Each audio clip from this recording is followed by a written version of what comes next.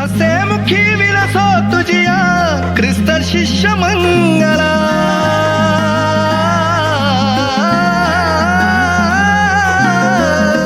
हसेमुखी विलसो तुझिया ख्रिस्त शिष्य मंगला.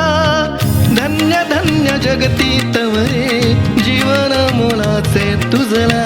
भय रे कशाचे ख्रिस्त धन ज्याचे त्याला.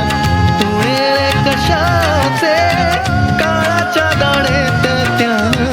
भय रे कशाचे त्याला. तुळे रे कशाचे. प्रभू येशू ख्रिस्ताच्या सर्वश्रेष्ठ नामात आपणास अभिवादन. पवित्र शास्त्र बायबलमधून मत्ती कृत शुभवर्तमानाच्या अध्याय 5 व वचन 6 मध्ये आम्ही असे वाचतो, जे नीतिमत्वाचे भुकेले व तहानलेले ते धन्य, कारण ते तृप्त होतील. भूक आणि तहान याचा अर्थ तीव्र इच्छा, आकांक्षा, अभिलाषा, वासना अर्थात सकारात्मक आणि नकारात्मक पण होतो.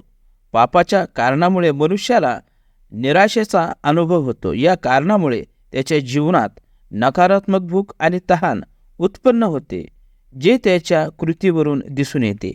चोरी, खून, व्यभिचार, परस्त्रीगमन, पशुगमन, आणखीही कित्येक प्रकारचे घोर, किळसवाणे, भयानक पाप आणि अशी भूक आणि तहान कधी न तृप्त होणारे.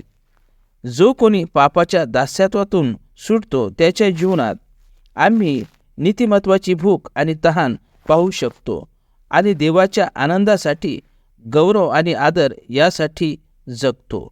पापाच्या दास्यत्वातून मनुष्याला सोडविण्यासाठीच निर्दोष, निष्कलंक होऊनही प्रभू येशू ख्रिस्ताने वधस्तंभावर आपले बहुमूल्य रक्त वाहिले.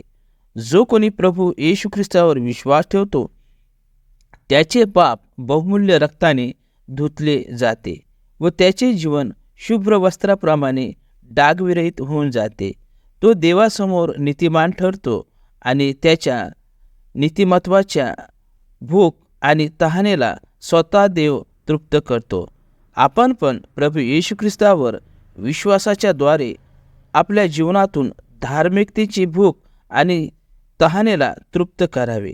देवाजवळ आमची तुमच्यासाठी हीच प्रार्थना आहे. ख्रिस्त धन ज्याचे त्याला. पुढे रे कशाचे काळाच्या दाढेत त्याला. भय रे कशाचे त्याला. पुढे रे कशाचे.